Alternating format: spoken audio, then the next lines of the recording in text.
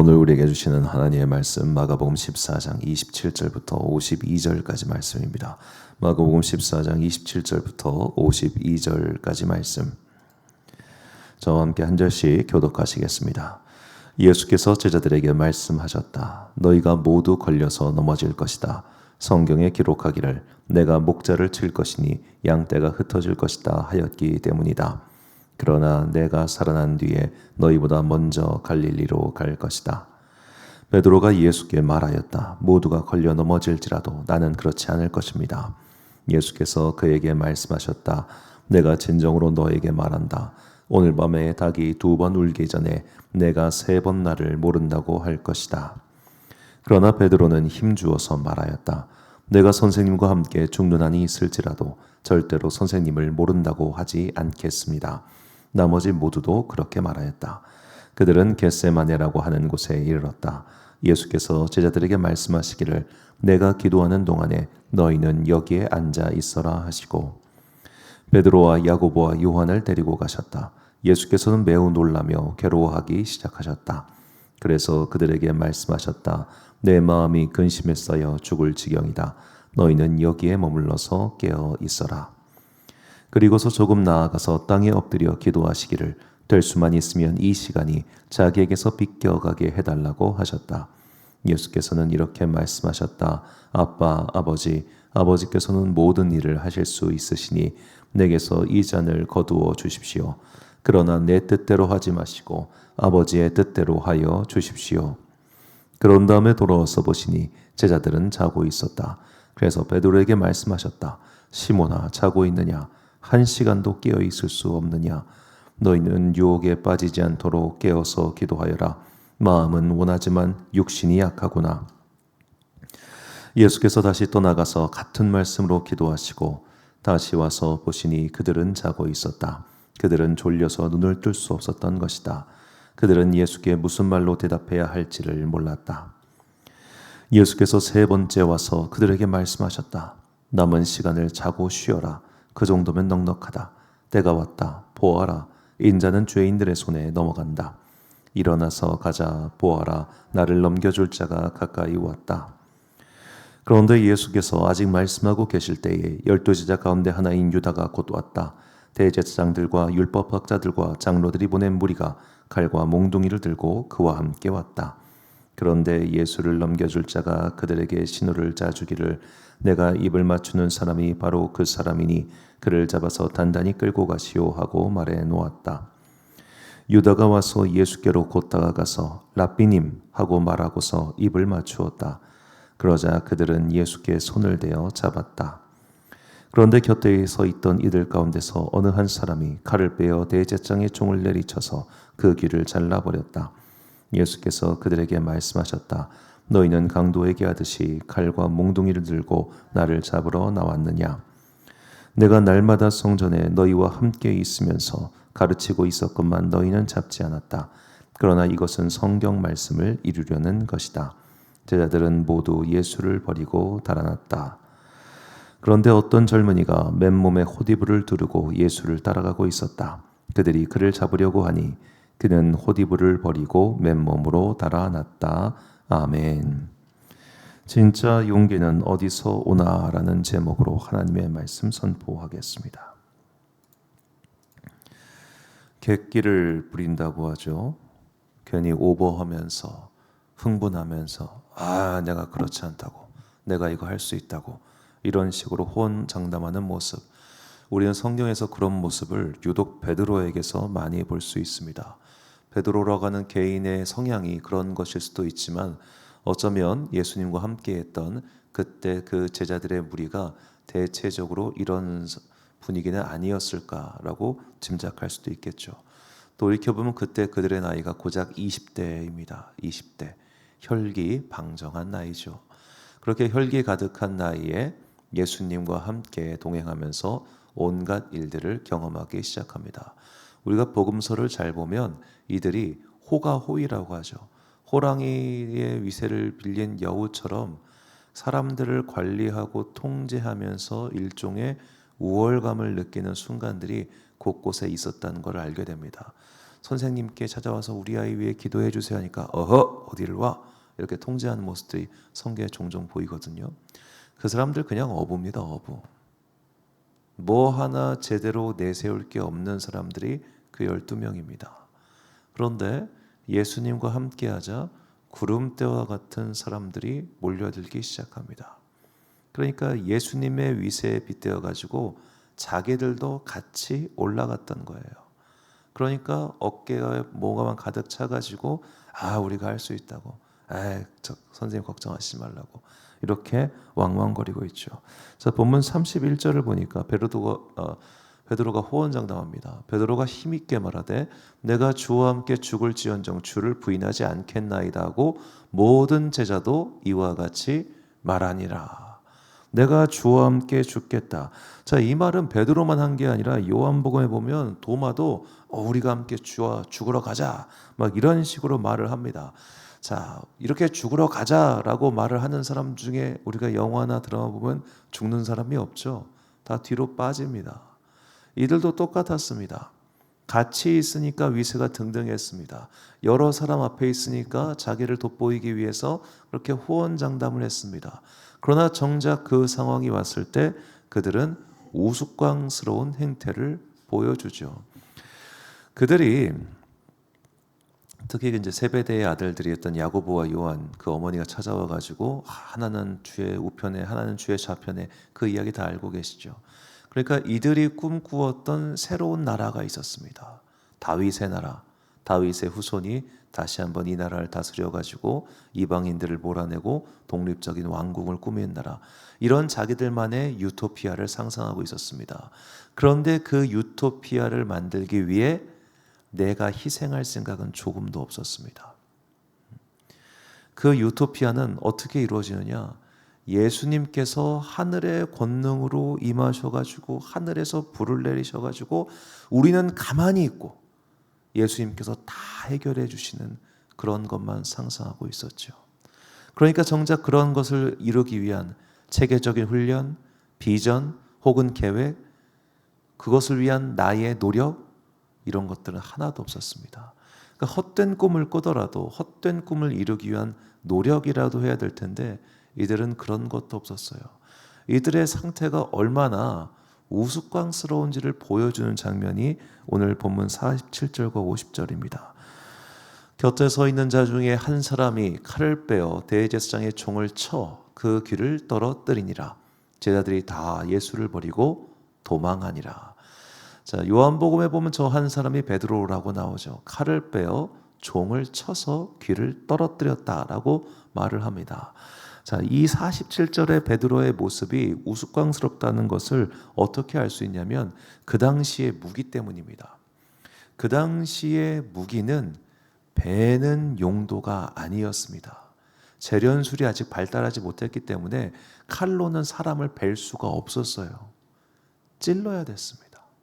그런데 사람을 찌르는 건 생각보다 굉장히 어려운 행위입니다. 좀 생각보다 끔찍한 얘기일 수 있는데 대부분의 이제 칼로 벌어지는 우발적인 상황에서 어떻게 사람이 하면은 이렇게 돼요. 이렇게. 칼질을 안 해봤으니까 이렇게 하는 거예요. 영화에서 보는 것처럼 이렇게 하는 거는 숙련된 사람이나 할 수 있지 대부분 이렇게 하면은 튕겨 나가요. 손목 꺾이거나 손톱이 깨지거나 이게 안 돼요. 그러니까 숙련이 안 돼 있으니까 찔러야 되는 칼로 이렇게 하다가 우연히 귀를 쳐가지고 떨군 거예요. 뭐 하나 제대로 준비한 적도 없으면서 호언장담이 나는 사람들. 그러다 자기가 실력이 들통나니까 도망쳐 버리죠. 자, 이렇게 객기가 많은 예수의 제자들은 결국 위기 앞에서 모두 도망쳐 버리고 맙니다. 이런 모습이 오늘날 믿음의 사람들에게 없느냐? 저는 있다고 생각합니다. 후원장담했던 사람들이 저는 와르르 무너지는 걸 언제 봤냐면 코로나 때 봤습니다. 제가 그때 부목사였는데요. 저는 그때도 지금도 같은 신념을 갖고 있습니다만 코로나는 결국 감기 바이러스 아닙니까? 저도 코로나 3번 걸렸습니다. 어느 날 한참 이제 다 유행 지나고 나서 어느 날 가서 콜록콜록 가보니까 코로나네요? 라고 그러시더라고요. 우리 다 백신 맞았고 다 그 기간 지났습니다. 이거에 대한 아직도 엄중한 어떻게 보면 사회적인 그런 브리핑 같은 게 하나도 이루어지지 않았어요. 진짜 그 사람들이 다 코로나로 죽은 건지 한병적으로 죽은 건지 그거에 대한 사실 냉정한 사회적 분석이 필요한데 그런 게 이루어지지 않았습니다. 여하튼 간에 코로나 처음 터졌을 때 제가 부목사였는데 저는 뭐 그냥 감기인가 보지 뭐 그러거나 말거나 우린 예배 드려야지. 설령 이것 때문에 우리 몸이 상하면 어때 예배 드리다 그렇게 된 건데 전 생각이 뭐 그때나 지금이나 똑같습니다. 그런데 교인들이 앞다투어 저를 찾아와가지고 교회 문 닫아야 된다고 새벽 기도가 웬 말이냐고 빨리 문 닫으라고 요청하시더군요. 제가 그때 깨달았습니다. 아무도 죽고 싶어 하지 않는구나. 아무도 이것을 귀하게 여기지 않는구나. 놀랐어요. 물론 이제 다들 돈이 많은 분들이셨으니까 혹시 죽으면 이 돈 다 못 쓰고 죽을 거 아니에요. 그러니까 억울했겠지. 그런데 그때 드러나더라고요. 이게 진짜와 가짜가 드러나는구나. 물론 이제 어떤 목사님 같은 경우는 지금 조금 뭐 나가신 분 계시긴 하는데 이분은 그러거나 말거나 끝까지 예배 지키려고 하다가 막 뭐 벌금 물고 뭐 하고 그런 분도 계셔요. 근데 그런 용기와 결기가 없더라고요. 위험하니까, 무서우니까, 뭐하니까 하면서 목사들이 앞다투어서, 교인들이 앞다투어서, 장로들이 앞다투어서 새벽기도 그만하자, 주일 예배 멈추자, 수요 예배 그만두자. 이거를 제 눈앞에서 보면서 그러니까 그때 이제 제가 개척을 했는데 그때부터 지금까지 교회에 제가 목회하는 가장 중요한 이유 중 하나는 여하튼 새벽기도, 여하튼 금요기도에 여하튼 주일 예배. 이거는 절대로 불을 끄지 않는다. 절대로. 제가 휴학할 때 빼고는요. 여하튼 절대로. 왜냐하면 교회가 뭐 하니까 그만두고 뭐 하니까 문 닫고 뭐 하니 이거는 제가 볼 때는 심각한 문제가 있더라는 거죠. 그게 우리가 그때 봤어요, 다들.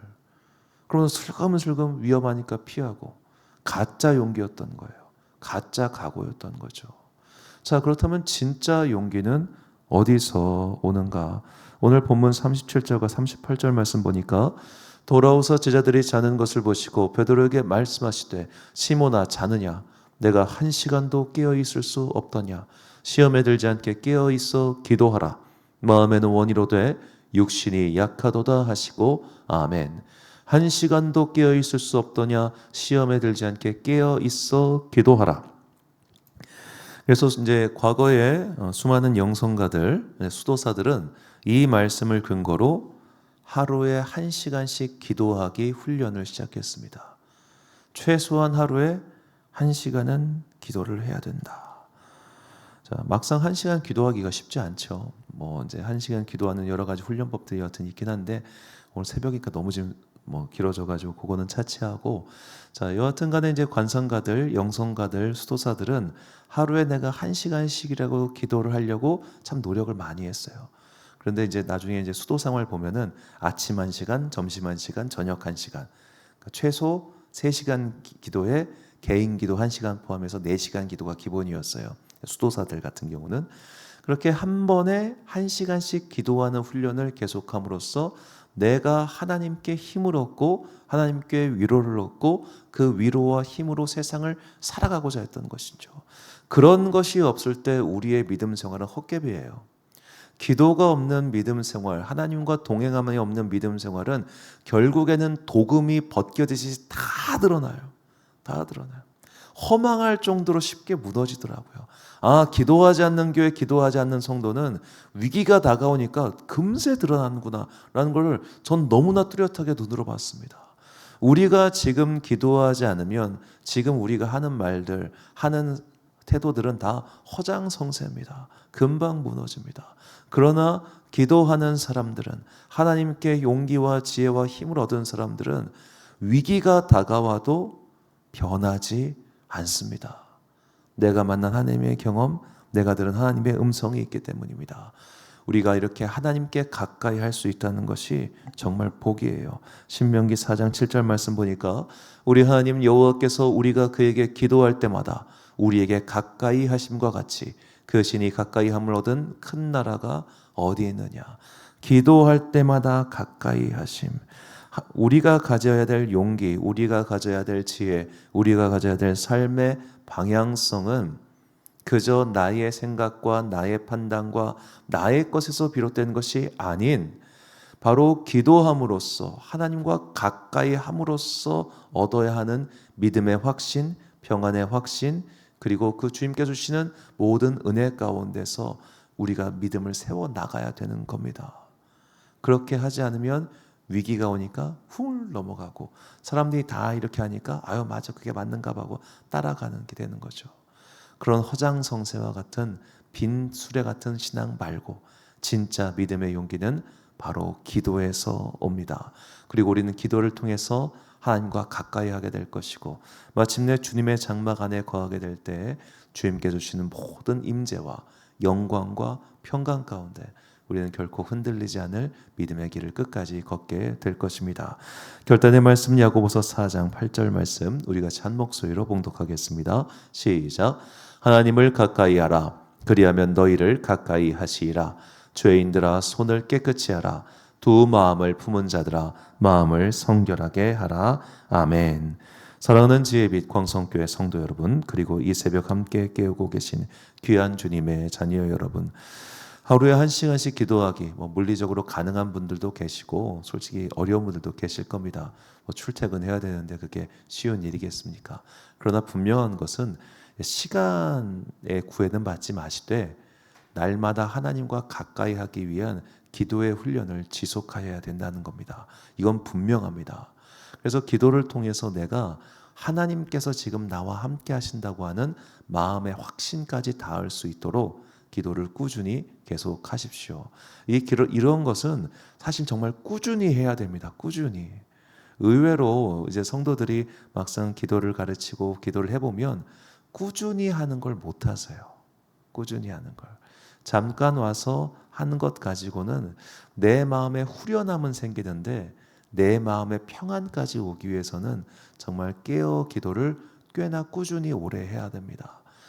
이 과정이 사실 지칠 때가 분명히 있습니다. 왜냐하면 응답도 오지 않고 답도 오지 않고 확신도 오지 않은데 내가 이걸 왜 해야 되냐라는 생각이 드는데 그러한 단계를 뛰어넘고 나면 분명히 하나님께서 우리에게 주시는 정말 놀라운 평안이 있습니다.